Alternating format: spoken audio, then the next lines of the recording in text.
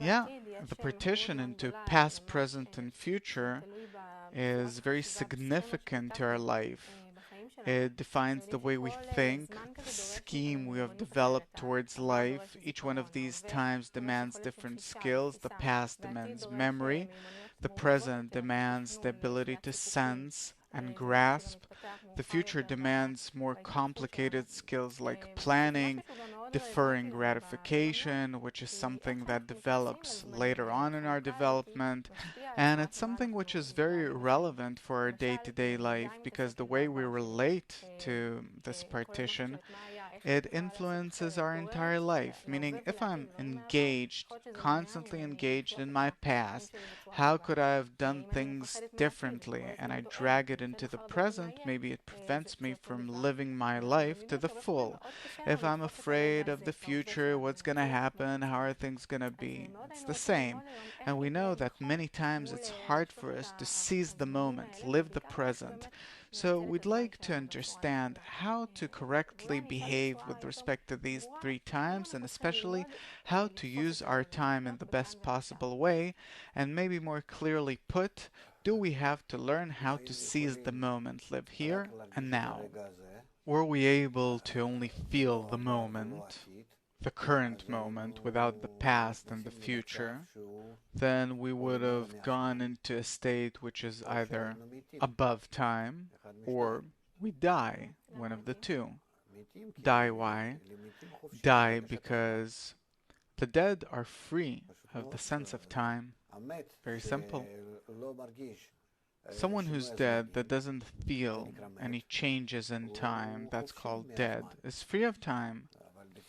But if a person is in such a state, then he's already like, we don't know what, because animals, they also feel past, present, and future, and also plants, and also the still to some extent, in accordance with what goes over it. It has some kind of a memory and senses of its own, even though it's on the still level. We're not really acquainted with it, but it also has nonetheless a feeling of external influence over it, according to which probably it also counts past, present, and future as a result of its resistance towards external changes.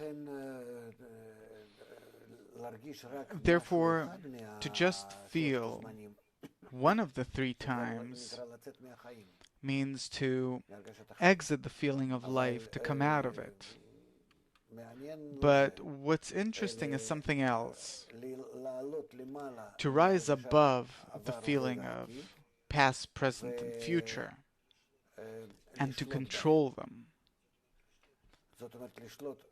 Meaning not only to control them, but to control the processes which we're experiencing.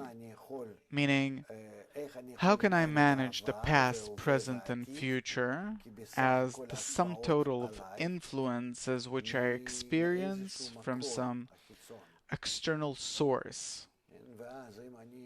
And then if I unite with that source, I study it, I connect with it, then this way I'm in control of these three times, and I become boss over my time, boss over life. I can move from the past to the present to the future and back to the present and the past. I can be altogether above them, independent of them, that I change them instead of them changing me. It all depends on how do I overcome my will to receive, which is the sense by which I feel changes in time. And if I rise above the will to enjoy, the will to receive is the will to enjoy, and I become completely free of it, then I no longer sense past, present, and future as my life. And now we're coming to the following question. What do I identify myself with then?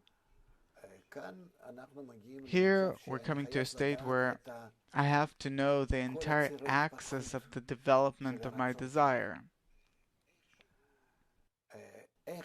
the way it was created, the way it changes, and what's the form it has to come to.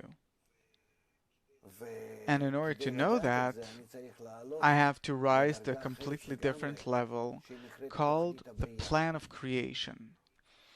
Because from everything we see, from everything we research, we see that everything has past, present, and future, meaning that everything has a cause and consequence. And then I always have to go to the cause, because its result, then I can easily research it and see it, and I don't even have to see it. I know that this is how it's going to come out. If I exactly know the reason for everything, then in the reason, the future form of anything that comes from it already exists in the cause.